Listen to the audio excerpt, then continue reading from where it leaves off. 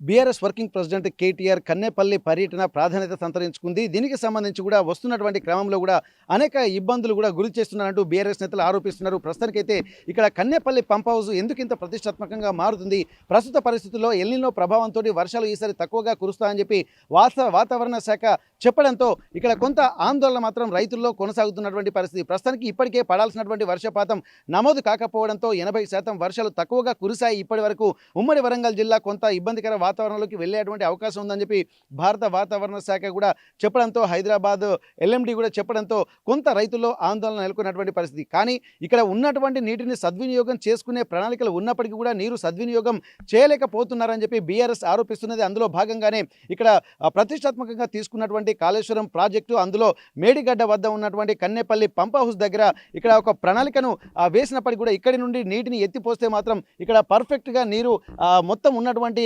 పంపుల ద్వారా మిగిలిన బ్యారేజ్ల ద్వారా నీరు గ్రావిటీ కెనాల్ సిస్టమ్ ద్వారా మిగిలిన ప్రాంతాలకు కూడా పంపింగ్ చేయవచ్చు అన్నటువంటి ఒక ఆలోచన కూడా బీఆర్ఎస్ చేస్తుంది. అందులో భాగంగానే ఉన్నటువంటి నీటిని 90 మీటర్లు దాటితే మాత్రం నీటిని పంపింగ్ చేసుకునేటువంటి అవకాశం ఇక్కడ ఉంటుంది. అయినప్పటికీ కూడా ఇక్కడ ఎందుకు ఇప్పటి వరకు నీటిని పంపింగ్ చేయలేకపోతున్నారు? గోదావరి నుండి వచ్చేటువంటి వరదను కూడా పూర్తి స్థాయిలో సద్వినియోగం చేసుకోవాలంటే ఇటు కన్నేపల్లి పంప్ హౌస్ కావచ్చు, ముందు ఉన్నటువంటి ఇక్కడ సమ్మక్క బ్యారేజ్లో ఉన్నటువంటి ఆ నీటిని కూడా వినియోగించుకోవాలన్నటువంటి ఒక ఆలోచనలతోటి బీఆర్ఎస్ నేతలు చెప్తున్నటువంటి పరిస్థితి. కానీ ఇప్పటి వరకు కూడా వర్షాలు మాత్రం తక్కువగా కురుస్తున్నాయి. ఎగువ నుండి కురుస్తున్నటువంటి వర్షాలు, అలాగే ఇక్కడ ప్రాణహిత నీరు వచ్చేటువంటి ప్రాంతంలోనే అతి సమీపంలో ఈ కన్నేపల్లి పంప్ హౌస్ ఉంది. అది జీవనాధారంగా ఉన్నటువంటి ప్రాణహిత నీళ్లు కూడా ఇక్కడికే వస్తాయి. కాబట్టి ఇక్కడ కన్నేపల్లికి ఇప్పటికే 90 అడుగులకు పైన, అంటే ఇప్పుడు ప్రస్తుతానికి 95 అడుగుల నీటి నిల్వ సామర్థ్యం ఉందన్నటువంటి ఒక ఆరోపణలు ఇక్కడ బీఆర్ఎస్ నేతలు చేస్తున్నారు. అయినప్పటికీ కూడా ఎందుకు ఇవ్వడం లేదన్నటువంటి ఒక ఆలోచన చేస్తున్న నేపథ్యంలో ఒక్కసారి మనం ప్రస్తుతానికి ఆర్టీవీ గ్రౌండ్ రిపోర్ట్కి వచ్చింది. ఇక్కడ ఏం జరుగుతుంది, కన్నేపల్లి పంప్ హౌస్ దగ్గర నిజంగా ఇప్పుడు ఇంత వర్షాభావ పరిస్థితుల నేపథ్యంలో నీరు నిల్వ ఎక్కువగా ఉందా లేదా అన్నటువంటి కోణంలో ఆలోచిద్దాం. ఒక్కసారి మనం అక్కడ ఉన్నటువంటి ఆ మీటర్ను చూస్తే తెలుస్తుంది.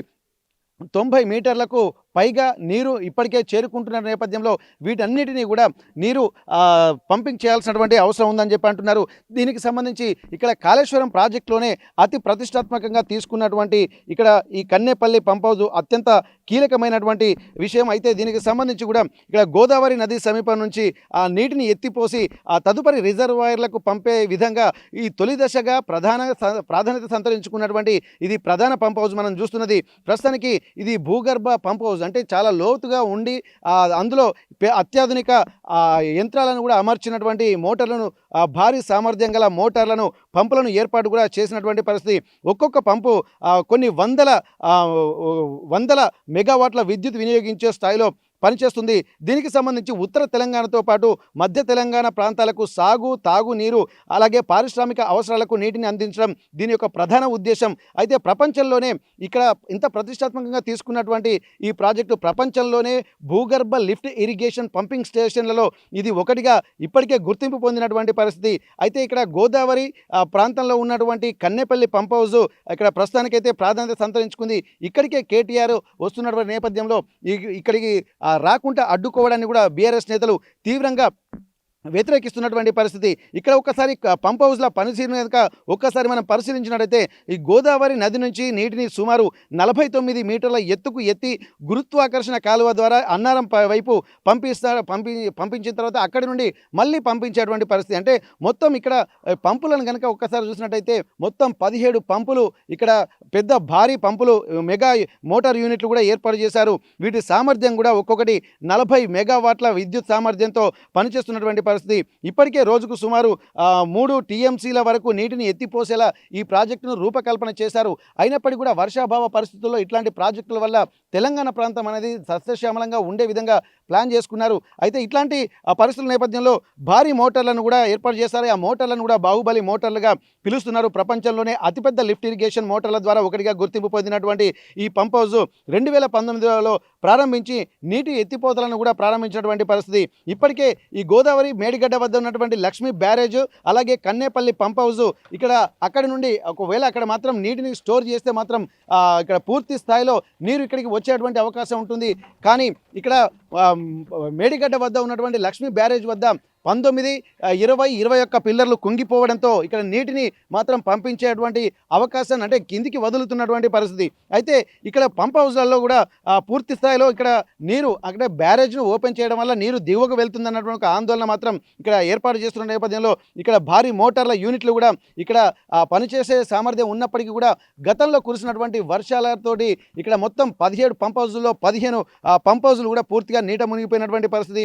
ఆ తర్వాత మొత్తం ఒక 2 మాత్రమే పనిచేస్తున్నట్టుగా తెలుస్తుంది. అయితే ఈ మోటార్లకు సంబంధించి కూడా పూర్తిగా అంటే విద్యుత్ సామర్థ్యము అత్యంత ఎక్కువగా ఉండడంతోటి వీటికి సంబంధించి కూడా పూర్తి స్థాయిలో నీరు పంపించలేకపోతున్నామని చెప్పి గతంలో అన్నారు. ఇక్కడ పనిచేసేటువంటి మోటార్లు 15 పెద్ద పెద్ద మోటార్లు, బాహుబలి మోటార్లు కూడా రిపేర్ చేయడానికి కూడా చాలా ఎక్కువ ఖర్చు అవుతుందన్నటువంటి ఒక ఆలోచనలు కూడా అధికారులు చేసినటువంటి పరిస్థితి.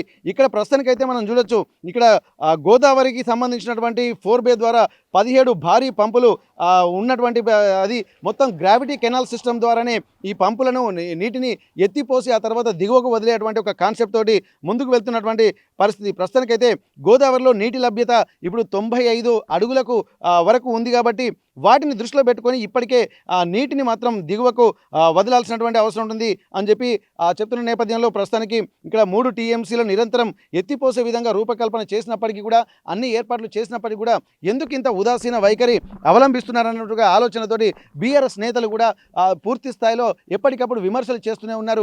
దీనికి సంబంధించి ఇక్కడ ఈ పంప్ హౌస్ ఎందుకంటే మేడిగడ్డ ప్రాజెక్టును మాత్రం పూర్తి స్థాయిలో నీటిని ఉంచితే మాత్రం ఇక్కడ నీరు నిల్వ ఉండి బ్యాక్ వాటర్ ద్వారా ఇక్కడ కన్నేపల్లి పంప్ హౌస్ మనం చూస్తున్నటువంటి ఈ పంప్ హౌస్లోకి నీరు ఎక్కువగా వచ్చేటువంటి అవకాశం ఉంటుంది. కానీ ఎగువ కురుస్తున్నటువంటి వర్షాల వల్ల మేడిగడ్డ బ్యారేజ్ గేట్లన్నీ పూర్తిగా ఓపెన్ చేయడంతో నీరంతా దిగువకు వెళ్తున్నటువంటి నేపథ్యంలో ఈ నీటిని వినియోగించుకోవడంలో ఇప్పుడు ప్రస్తుతానికి కాంగ్రెస్ పార్టీ ప్రభుత్వం వైఫల్యం చెందుతుందన్నటువంటి ఒక ఆవేదన మాత్రం ఇక్కడ అన్ని వర్గాల్లో వ్యక్తమవుతున్నటువంటి పరిస్థితి. కానీ ఇక్కడ దీనికి సంబంధించి మోటార్లు సరిగా పనిచేయడం లేదన్నటువంటి ఒక కాన్సెప్ట్. ఎందుకంటే ఇక్కడి నుండి ఎత్తిపోసినటువంటి నీరు పక్కనే ఉన్నటువంటి అన్నారం బ్యారేజ్లోకి వెళ్తూ ఉంటాయి.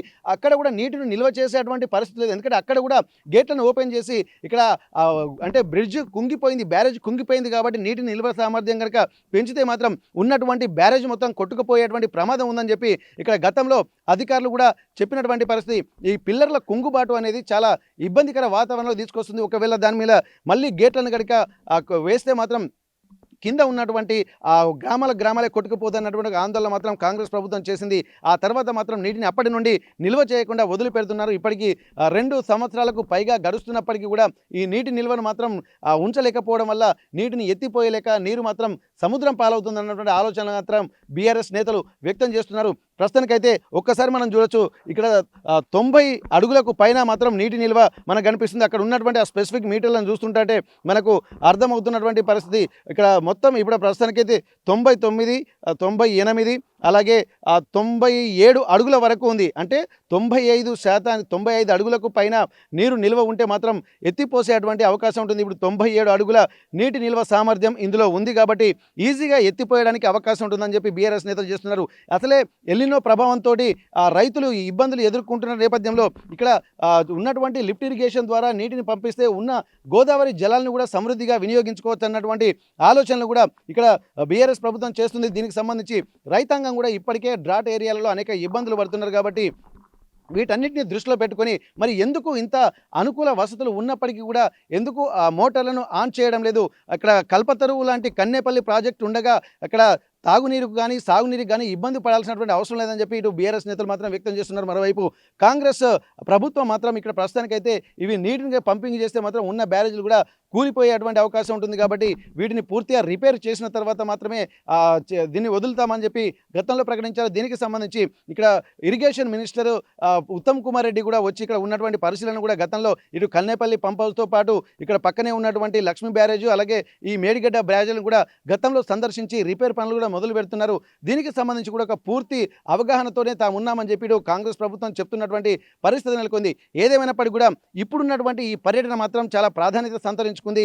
రాష్ట్రంలో ఇక్కడ దాదాపు వాతావరణం కూడా అనుకూలించకపోవడం, ఎల్నినో ప్రభావంతో వర్షాలు కూడా పడేటువంటి అవకాశం లేదని చెప్పి భారత వాతావరణ శాఖ చెప్పడం కూడా గమనించాల్సినటువంటి అవసరం ఉంటుంది.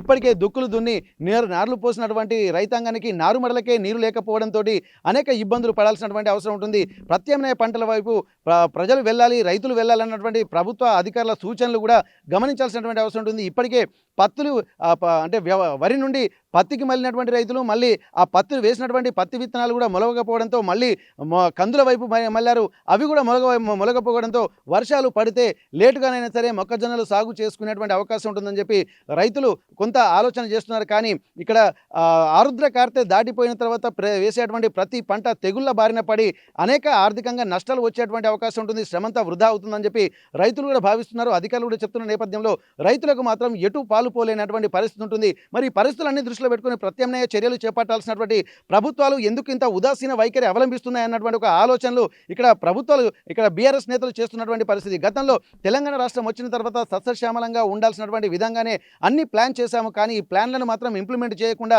ఒక అంటే అకస్మాత్తుగా తమ మీద వ్యతిరేక ధోరణితోటి ఇక్కడ కాంగ్రెస్ నేతలు ప్రవర్తిస్తున్నారని చెప్పి బీఆర్ఎస్ నేతలు కూడా ఆరోపిస్తున్నారు. ఈ ఆరోపణలు ప్రత్యారోపణల మధ్య ఇక్కడ రైతులకు ఉపయోగపడే విధంగానే ఉండాలి తప్ప ఆరోపణలతో ఉపయోగం లేదన్నది మాత్రం అందరూ గమనించాల్సినటువంటి అవసరం అయితే కనిపిస్తుంది. ఏదేమైనా సరే రైతులకు ప్రత్యామ్నాయ విషయాలు చూపించి ప్రత్యామ్నాయ పంటలు వేస్తారా, లేకపోతే పంటలు వేయనటువంటి రైతులకు ఏమైనా ఆర్థిక సహాయం చేస్తారా అన్నది కూడా ఇక్కడ ప్రశ్నగా మిగులుతున్నటువంటి పరిస్థితి. ఇప్పటి వరకు మరి కాసేపట్లో కూడా ఇక్కడ బీఆర్ఎస్ వర్కింగ్ ప్రెసిడెంట్ కేటీఆర్ ఇక్కడికి వస్తుండడంతో ఇక్కడ మొత్తం ఒక రాజకీయ ప్రాధాన్యత సంతరించుకుంది. బీఆర్ఎస్ శ్రేణులు కూడా వస్తున్నటువంటి క్రమంలో పూర్తిగా అక్కడి నుండి జనగామ దగ్గర, అలాగే స్టేషన్ గన్పూర్, అక్కడి నుండి వరంగల్, అలాగే పరకాల, మీ భూపాలపల్లి ఈ ప్రాంతాల్లో మొత్తం కొంత అడ్డుకునేటువంటి పరిస్థితులు కనిపిస్తున్నాయి. ఈ అడ్డుకుంటున్నటువంటి నేపథ్యంలో ఎందుకు అడ్డుకుంటున్నారనే ఒక విమర్శలు కూడా బీఆర్ఎస్ నేతలు చేస్తున్నారు. మొత్తానికి ఈ రాజకీయ ప్రాధాన్యత సంతరించుకోకుండా ఇక్కడ ప్రత్యామ్నాయ మార్గాల వైపు ఇక్కడ అధికారులు కానీ లేకుంటే ప్రభుత్వం కానీ ప్రతిపక్షాలు కానీ వెళ్లాల్సినటువంటి అవసరం ఉంటుంది.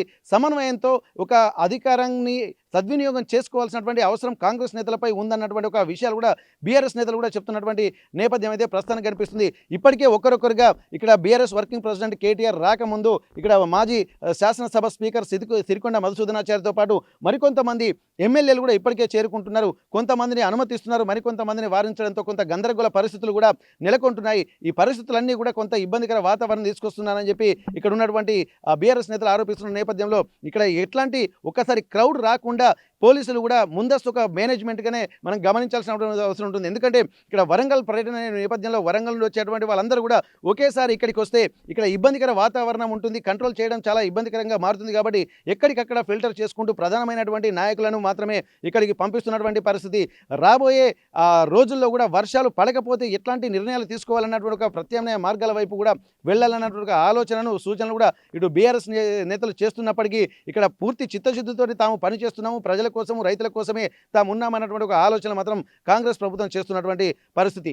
కన్నేపల్లి పంప్ హౌస్ నుండి కెమెరా పర్సన్ వంశీతో వెంకటరత్నం, RTV వరంగల్.